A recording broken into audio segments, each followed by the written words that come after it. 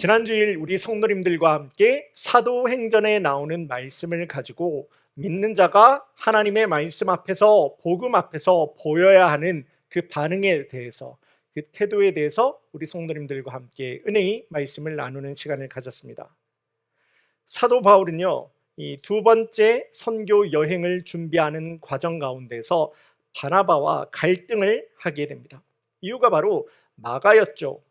사도 바울과 바나바는 이번 두 번째 선교 여행에, 이 첫 번째 선교 여행에도 데려갔었던 마가를 이번에도 함께 데려가야 되나 말아야 되나 하는 문제로 인하여서 두 사람은 갈등을 겪게 됩니다.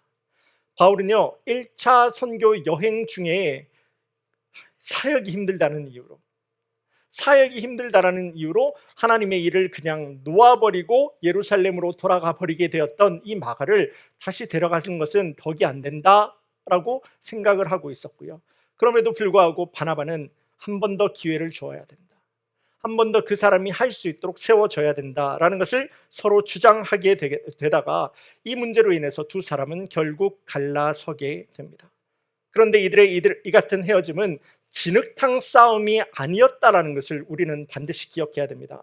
바나바와 이 바울의 갈등은요, 서로의 다름을 인정하는 헤어짐이었어요. 서로가 서로의 사역이 다른 것을 인정하면서 서로를 향해서 격려하고 서로를 향해서 믿음 가운데서 사랑하며 서로를 향해서 축복함 가운데서 하나님의 인도하심의 사역이 저 사람 가운데서도 역사하시는구나 라는 것을 인정할 때 더욱더 하나님의 나라가 풍성하게 열매 맺고 쓰임받는 그러한 헤어짐으로 이어질 수가 있었다는 겁니다. 그래서 이 땅을 살아가는 건강한 그리스도인들이 기억해야 되는 첫 번째 그리스도인의 신앙생활은 바로 예수님과 복음 안에 있다라고 한다면 서로 틀린 것이 아니라 서로가 서로 다른 것이다 라는 것을 인정하는 겁니다. 우리가 예수님과 복음 안에 있다면 서로 틀린 것이 아니라 다른 것을 인정하게 될 때 우리는 하나님께서 사람의 생각과 사람의 지혜를 훌쩍 뛰어넘어버리는 하나님 놀라운 인도하심을 경험하면서 또한 누리면서 신앙생활을 할 수 있기 때문입니다.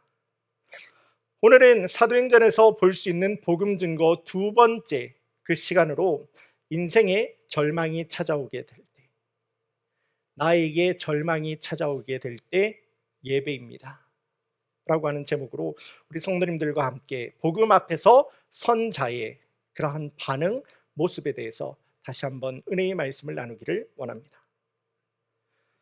윌마 루돌프라고 하는 흑인 여성이 있었습니다. 이 여인의 꿈은요, 세상에서 가장 빨리 달리는 여자가 되는 거, 그게 이 여인의 꿈이었습니다. 윌마는 4살 때 겪었던 소아마비로 인해서 왼쪽 다리를 전혀 쓸 수 없게 됩니다. 7살 때는 다시는 당신은 혼자서의 힘으로 걸을 수가 없을 겁니다 라고 하는 병원에서의 이야기를 듣게 되죠. 하지만 9살의 목발입니다. 클러치라고 하죠. 이 목발의 도움이 없이 처음으로 혼자서 스스로 걸을 수가 있게 된 다음에 다시는 목발을 사용하지 않았으며 13살이 되었을 때 달리기 대회에 출전을 하게 되는데요. 느리지만은 이 윌마라는 이 아이가 끝까지 완주할 수 있게 됩니다. 그리고 8년이 지났습니다.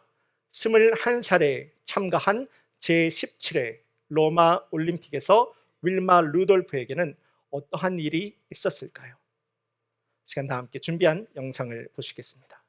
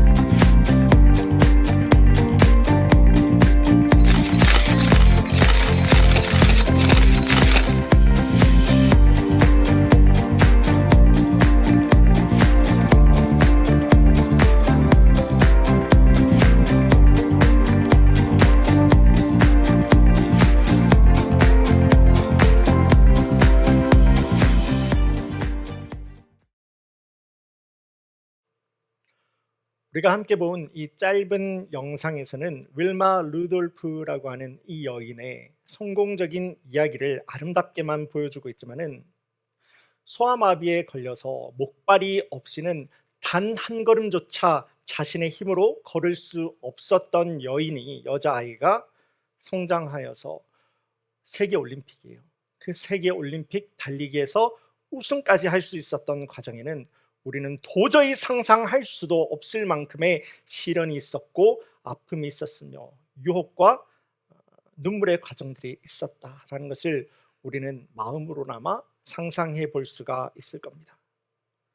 그럼에도 불구하고 이 윌마가 그 고통스럽고 힘든 절망스러운 상황 가운데서도 나를 포기하지 않고 끝까지 이겨낼 수가 있었던 것은 이 윌마가 사람이 이야기하는, 의사가 이야기하는, 세상이 이야기하는 세상의 상식보다는 그 동일한 상황 가운데서, 절망스러운 상황 가운데서도 끝까지 미래를 향해서 미래를 이야기하는 희망과 소망의 이야기를 윌마가 놓지 않았기 때문에 그녀는 그녀의 삶이 절망 가운데서 좌절하는 것이 아니라 그럼에도 불구하고 그 상황 가운데서 승리하는 인생을 살 수 있었다라는 것을 우리가 볼 수가 있습니다. 오늘 우리 성도님들과 함께 나눈 이 본문의 말씀에서도 인생의 절망적인 순간을 만나게 되었을 때 마음이 낙심하지 않고 주님 앞에 예배함으로 하나님 베푸시는 놀라운 기적의 상황을 만나게 되는 사람들을 우리가 볼 수 있습니다. 바로 2차 선교 여행을 한창 감당해 가고 있는 바울과 실라입니다. 오늘 말씀의 배경은 이러합니다. 바울은 바나바와 함께 1차 선교 여행에서 복음을 전했던 곳을 우리가 다시 한번 방문합시다. 그래서 그 지역에 있는 교회를 하나님의 말씀으로 위로하고 그 지역에 있는 믿지 않는 사람들에게 복음을 다시 한번 증거하는 기회를 가집시다 라고 이야기를 하게 되었을 때 이제 이번에는 바울은 실라와 함께 두 번째 선교 여행에 오르게 됩니다. 그 상황 가운데서 하나님의 말씀을 증거하게 되고 복음을 이 땅 가운데서 증거하고 있을 때에 하나님의 영이 하루는 사도 바울에게 임하게 될 때 사도 바울의 선교를 아시아에서 마케도니아로, 곧 아시아에서 유럽으로 옮기시는 하나님의 말씀을 듣게 됩니다. 하나님의 그 부르심의 말씀을 들었을 때 바울은요, 나의 계획을 수정해요. 내가 세워놓은 나의 계획을 수정해서 하나님 말씀 앞에 순종하게 됩니다.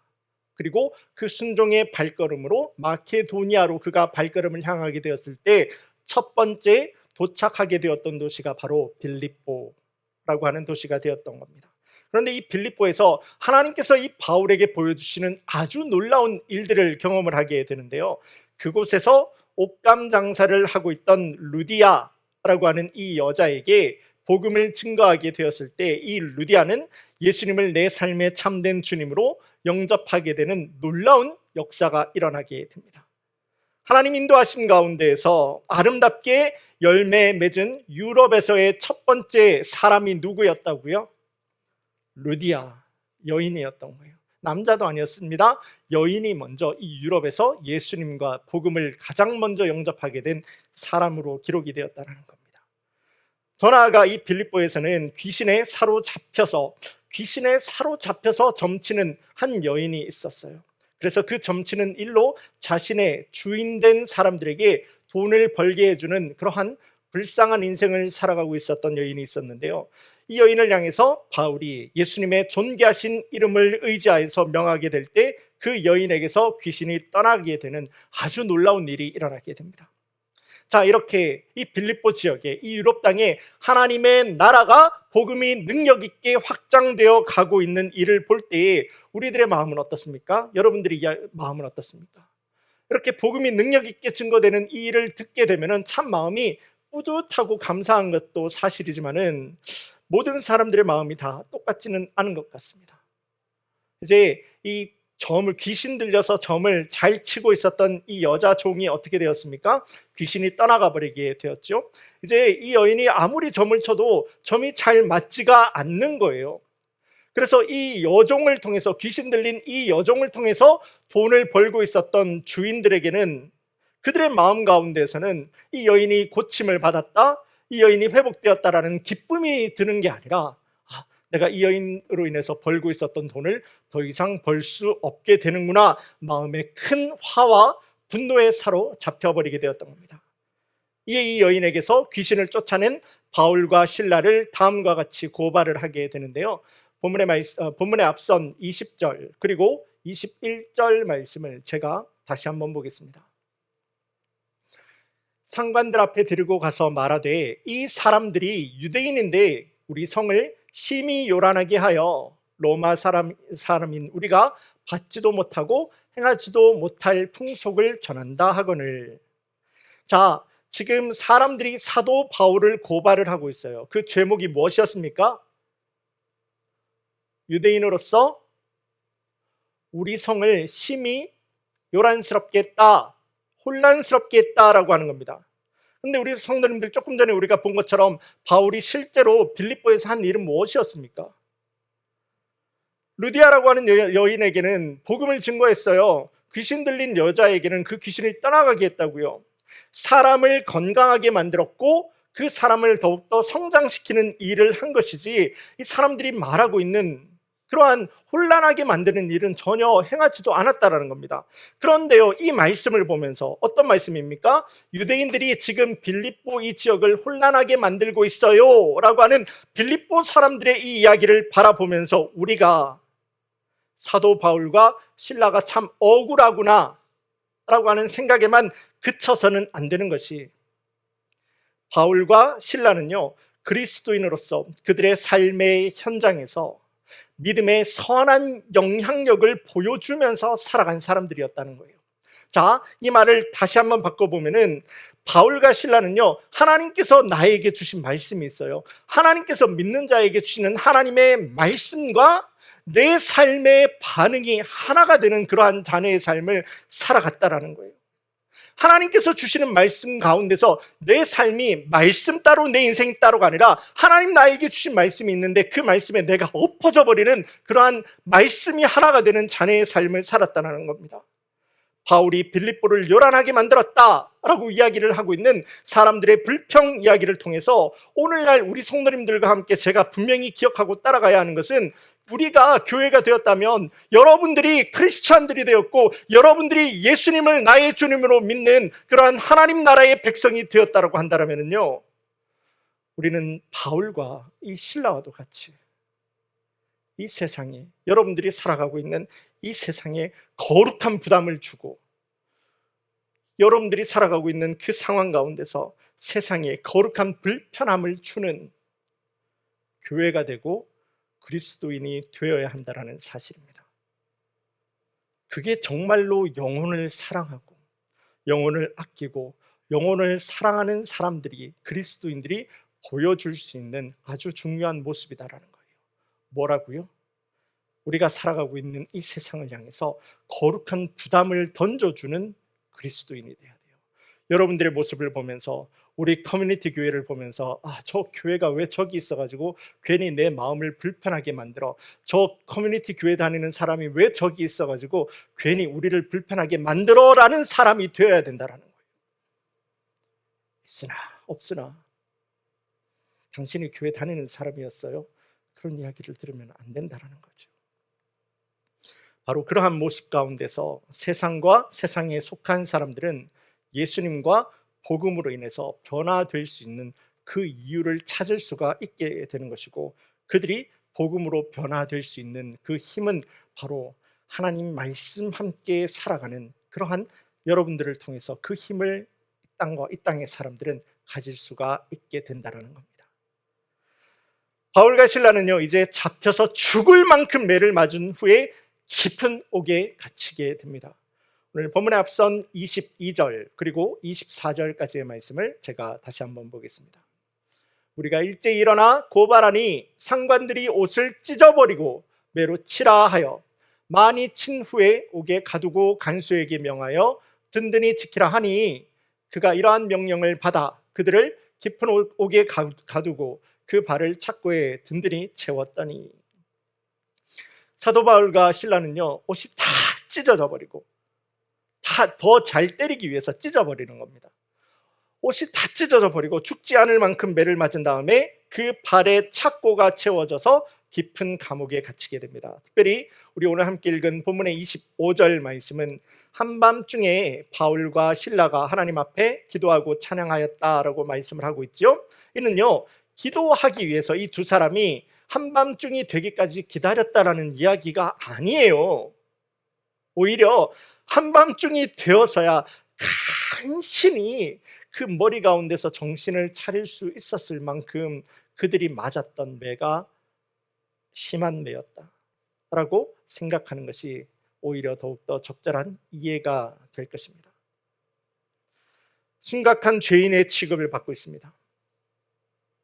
나는 별로 한 것도 없는데, 잘못한 것도 없는데 지금 때려 맞아 죽을 만큼의 죄인을 취급을 받고 있는 거예요. 그 고통의 순간 가운데서 이 두 사람 마음, 특별히 바울의 마음은 어떠했겠습니까? 두 번째 선교여행을 준비하면서 내 사역의 은인과도 같았던 이 바나바와 결별을 하면서도 내 신념을 지키고 복음을 증거하는 일에 헌신하였는데, 그리고 지금 이 빌립보로 오게 된 것도 바울의 뜻이었습니까?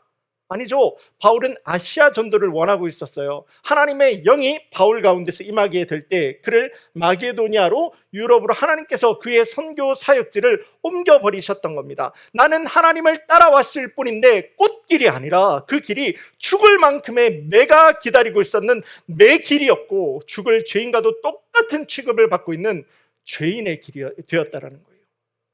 이해할 수 없는 이 절망의 상황 가운데서 바울은 그 마음 한켠으로는 참 고민도 심하기도 하였을 겁니다. 그럼에도 불구하고 바울과 실라가 그들이 만나고 있는 이 절망적인 상황 가운데서 보여주는, 하나님을 향해서 보여주고 있는 그러한 모습은 불평과 질문이 아니었죠. 우리 다시 한번 25절 말씀을 보실까요? 제가 보겠습니다. 한밤중에 바울과 실라가 기도하고 하나님께 찬송하며. 인생의 절망과도 같은 순간을 만나게 될 때 사람들은 보통 하나님 앞에 울부짖게 됩니다. 한탄하게 됩니다. Why me? 하나님, 왜 나에게 이런 절망스러운 상황을 만나게 하시는 겁니까? 도무지 내 안에서 소화가 되지 않아요. 도무지 내 안에서 이해가 되지 않는 그 상황에 끝도 없는 불평과 끝도 없는 불만을 쏟아내면서 결국은 그렇게 하나님과의 관계인 예배를 무너뜨리고 하나님을 떠나버리게 되는 사람들을 우리는 종종 볼 때가 있습니다. 그런데 바울이 달랐어요. 실라가 달랐어요. 내가 지금 놓여있는 이 상황이 어느 상황과 어느 조건에 놓여있다라고 하더라도 이 상황에 참된 주인은, 그럼에도 불구하고 이 상황에 참된 주인은 오직 아버지 하나님 한 분 되신다라는 그 믿음을 가지고 절망적인 상황 가운데서도 그 믿음이 흔들리지가 않았다 라고 하는 겁니다. 이들이 붙들었던 하나님은요, 내 생각 속에 있는 하나님이 아니었어요. 바울과 실라가 붙들었던 하나님은 내 머릿속의 하나님이 아니라 내 삶 가운데서 지금도 분명히 살아 계시면서 지금도 그 놀라운 능력으로 인도해 가시는, 살아서 역사하시는 만왕의 왕 되시는 하나님이시다라는 것을 그들은 믿음으로, 또한 삶으로 하나님의 말씀이 그들의 삶과 함께하는 믿는 자의 삶을 그 절망적인 상황 가운데서도 이들은 살아가고 있었다라는 겁니다. 그러기에 이들의 입술에서 나온 것은 그 절망적인 상황 가운데서도 낙심이 아니라 찬양이었고, 절망이 아니라 예배가 될 수 있었다라는 겁니다. 우리가 이 세상의 삶을 살아가는 가운데서 우리 앞에 놓이게 되는 고난, 어려움, 고통, 시련, 시험이라고 하는 것을 피해 갈 수 있는 사람은 단 한 사람도 없을 겁니다. 내가 아무리 하나님을 향해서 강한 믿음을 가지고 있다라고 하더라도 그 믿음이 나에게 다가오는 이 고난과 이 어려움과 이 시련을 피해갈 수 있는 부적이 될 수 없다라는 거예요. 그렇다면 우리 성도님들 가운데에서도 한 가지 질문이 올라오게 되는 분들도 있을 겁니다. 하나님은 사랑의 하나님이라고 하지 않았습니까?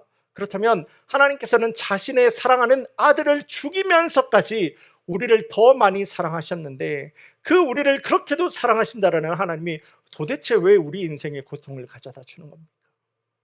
왜 어려움을 가져다 주는 겁니까? 왜 이렇게 힘든 고통을 가져다 주는 겁니까? 여기에는 성경적인 답을 여러 가지 찾아볼 수도 있겠지만 이 시간 우리 성도님들과 함께 나누기를 원하는 것은요, 고통은 우리의 성장을 위한 하나님의 훈련 과정이다. 다시요, 고난은 여러분들의 성장을 위한 하나님의 훈련 과정이다 라는 것을 우리 성도님들과 함께 나누기를 원합니다. 히브리서 12장 11절의 말씀을 제가 한번 보겠습니다. 무릇 징계가 당시에는 즐거워 보이지 않고 슬퍼 보이나 후에 그로 말미암아 연단받은 자들은 의와 평강의 열매를 맺느니라. 하나님 사랑하는 자녀를 향해서 주시는 이 시험과 이 어려움이다 라고 하는 것은요, 우리를 믿음 안에서 예수님을 닮은 자녀로 성장하게 하고 성숙케 하는 하나님의 훈련 도구이다. 우리 삶에 허락되는 이 고난과 어려움은요, 우리를 예수님을 닮게 하고 예수님을 닮은 자녀로 성장하고 성숙케 하는 하나님의 은혜가 된다는 거예요. 우리가 주님 안에서 성장하고 성숙하게 되는 것은 우리에게 축복이 되고 은혜가 되는 겁니다. 왜냐하면 우리가 그만큼 성장하게 되면 하나님께서 우리에게 맡기시는 더욱더 풍성한 능력을 감당할 수 있는 하나님의 도구로 쓰임을 받을 수가 있기 때문입니다. 왜 여러분들 운동하시는 분들 계시지 않으십니까? 운동할 때 그렇잖아요. 내가 죽을 만큼 무게를 듭니다. 웨이트를 들었을 때 내가 더 이상 못 들겠어, 힘들어 라고 하면서 그 웨이트를 땅에다 던져버리게 되면은 우리는요, 아무런 내 몸의 변화가 없이 그냥 힘들고 지쳐버리는, 그냥 근육이 잠깐 뭉쳤다가 풀리게 되는 그러한 운동이 될 수밖에 없을 겁니다. 그 힘든 고통의 순간 가운데서 내가 이를 악물고 내가 하나 더 그 웨이트를 한 번 더 하게 될 때 우리의 몸에 있는 근육은 찢어지게 되면서, 그 고통의 순간 가운데서 근육이 찢어지게 되면서 그 근육 사이에 새로운 근육이 더욱더 든든하게 생겨나게 되는 거예요. 그래서 다음번 웨이트를 할 때는 이번에 웨이트를 했던 것보다 더욱더 든든한 근육을 가지고 더욱더 무거운 웨이트를 할 수 있게 되는 것이 바로 운동이다라는 겁니다. 마찬가지입니다. 믿는 사람들에게도 세상과 동일한 어려움과 고난의 상황들은 여러분들 앞에 놓일 수도 있겠지만은 믿음 안에서 받는 어려움이다. 우리가 믿음 안에서 받는 어려움이다라고 하는 것은 여러분들을 예수님을 닮은 제자로 더욱더 아름답게 성장하게 하고 여러분들을 영적으로 더욱더 든든한 근육을 갖게 하는 하나님의 은혜가 된다라고 하는 거예요. 내가 하나님의 영적으로 더욱더 든든한 은혜를 갖게 되면은 하나님의 더욱더 풍성한 하나님의 일을 감당할 수 있는 축복과 은혜의 통로로 쓰임을 받을 수가 있겠죠. 그러므로 고난에 대해서 믿는 자는 그 해석이 달라질 수밖에 없을 겁니다.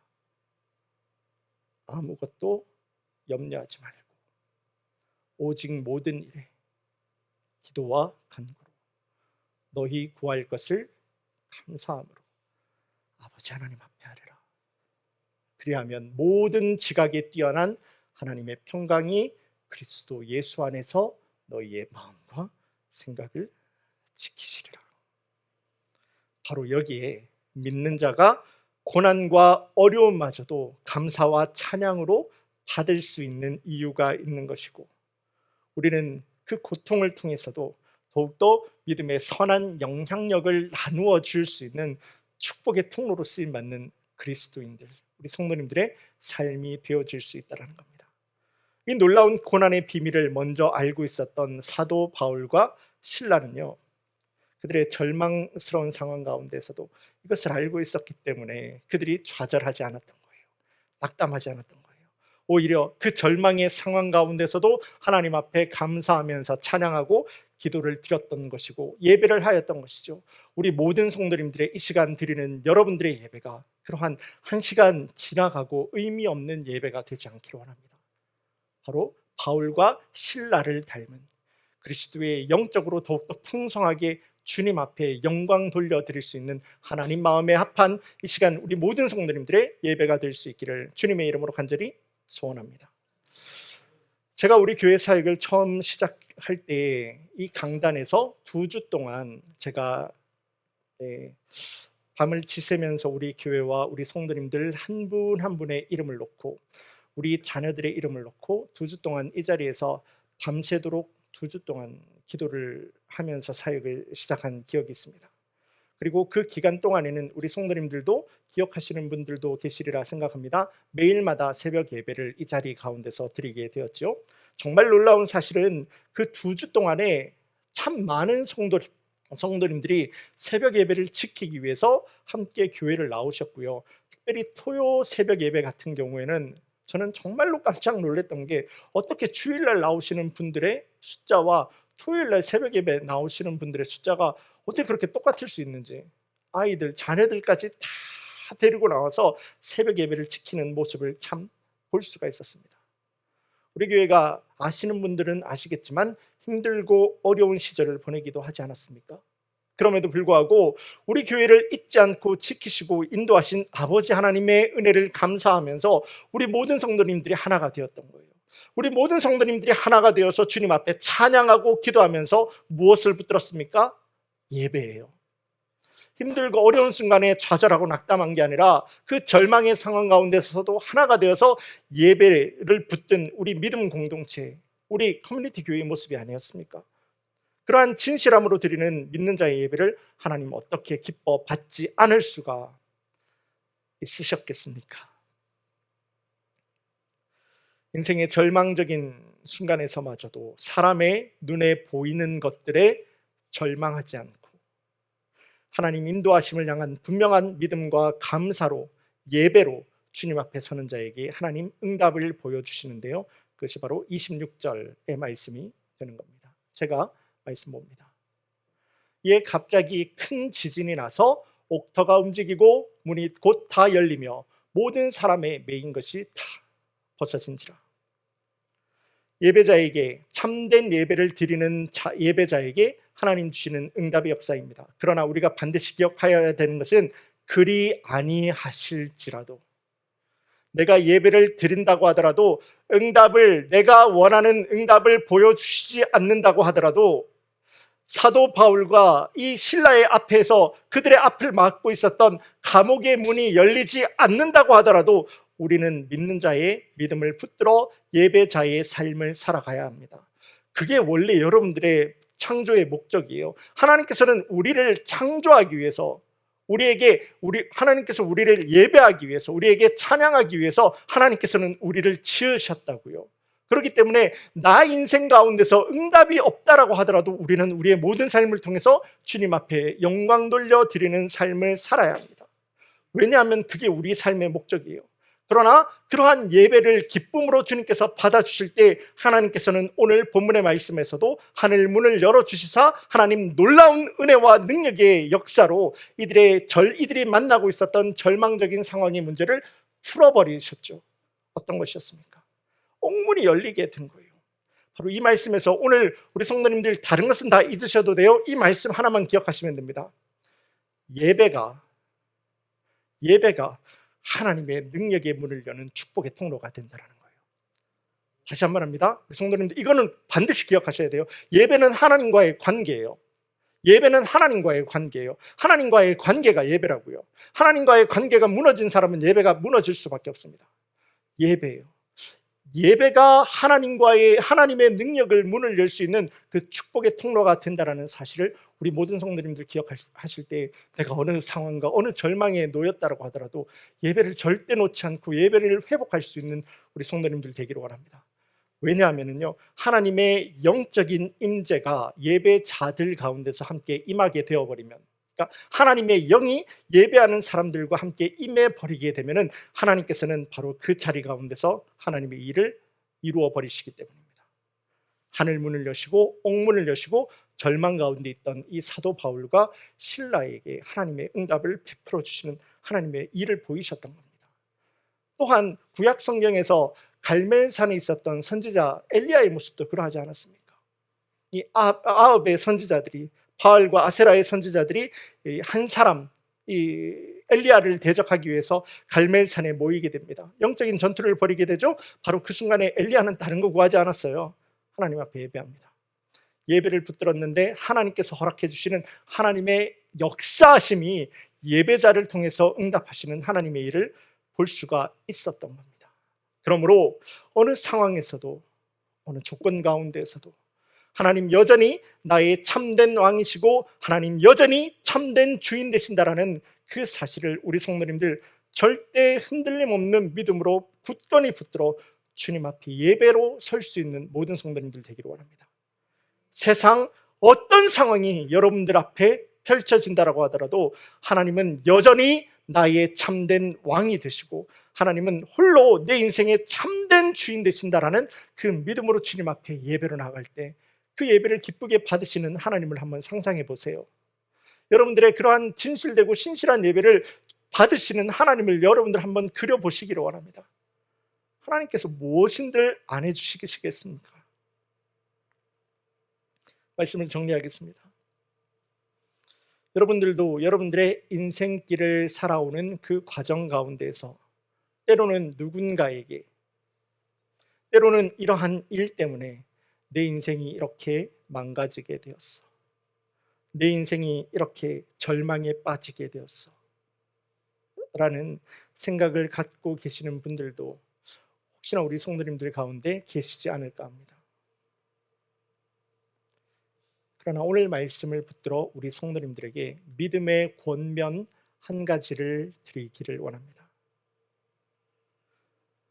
여러분의 인생을 절망으로 몰고 갔던 그 사람 한 사람 때문에, 또는 여러분들의 인생을 그러한 어려움과 절망으로 몰고 갔던 그 사건, 그거 하나 때문에 여러분들의 인생을, 여러분들의 시간을 그렇게 원망하면서 또한 좌절하면서 낙담하면서 보내는 여러분들의 시간을 그렇게 허비하지 않는 그런 우리 성도님들 되기를 간절히 원합니다. 왜냐하면요, 하나님께서는 그 모습이 어떻게 망가지게 되었고 어떻게 절망 가운데 빠지게 되었다라고 하더라도 우리 아버지 하나님은 그 망가진 인생, 절망 가운데 빠진 인생 역시도 기가 막힌 하나님의 놀라운 능력의 인생, 아름다운 축복의 인생, 하나님 사랑의 인생으로 바꾸어 놓을 수 있는 우리 아버지 하나님이 되시기 때문입니다. 믿으십니까? 요셉이 그러하였고 한나가 그러하였으며 모세가 그러하였고 또한 우리 믿음의 아버지 선지자 또 아브라함이 그러하지 않았습니까? 오늘을 살아가면서 신앙생활하는 우리 모든 성도님들이 기억하고 붙들어야 되는 것은 절망 중에 낙심하고 원망하고 내 시간을 허투루 쓰는 것이 아니라 내가 그래서 어느 상황과 어느 조건에 내가 있다라고 하더라도 예배를 기억하는 겁니다. 하나님을 기억하고 예배자의 삶, 하나님과의 관계가 예배라고 했어요. 이 자리에서 우리가 함께 드리는 것도 예배지만은 여러분들의 24시간, 여러분들의 일주일 시간, 그 삶 가운데서 저분이 나의 진짜 주인 되시고 저분이 내 삶의 아버지시며 저분이 내 삶의 능력이 되신다라는 것을 인정하고 살아가는 것이 바로 예배자의 삶을 살아가는 겁니다. 오늘 우리는 내 눈에 들어오는 이 절망적인 상황을 넘어서서 주님 앞에 예배하는 이 예배자를 통해서 역사하시는 하나님의 놀라운 능력의 말씀을 우리 성도님들과 함께 살펴보았습니다. 감옥의 문이 열리는 거 기적이에요. 내 인생에 내 간절한 기도의 문제가 응답을 받게 되는 거, 이거 응답이에요. 맞아요. 그러나 우리가 더욱더 풍성하게 더욱더 초점을 맞춰야 되는 것은 내 눈앞에 있는 이 감옥의 문이 열리는 것을 넘어서서 내가 드리는 이 예배 가운데서 하나님 하늘 문을 열어주실까? 하나님께서 하나님의 하늘 문을 열어주실까?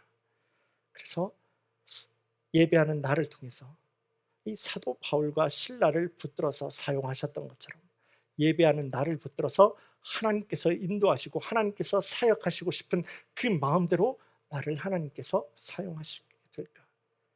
그게 우리 성도님들의 하나님을 향한 믿음이 되고 순종이 될 수 있기를 간절히 원합니다. 바로 그때 나는 아무것도 주님 앞에 붙들지 않기 원합니다. 나는 오직 아버지 하나님의 주님 되신, 주님의 나의 진짜 주인 되신, 그래서 내 어떤 상황과 조건의 가운데서도 나는 절망하지 않겠습니다. 주님을 기억하겠습니다. 그래서 뭐 한다고요? 예배.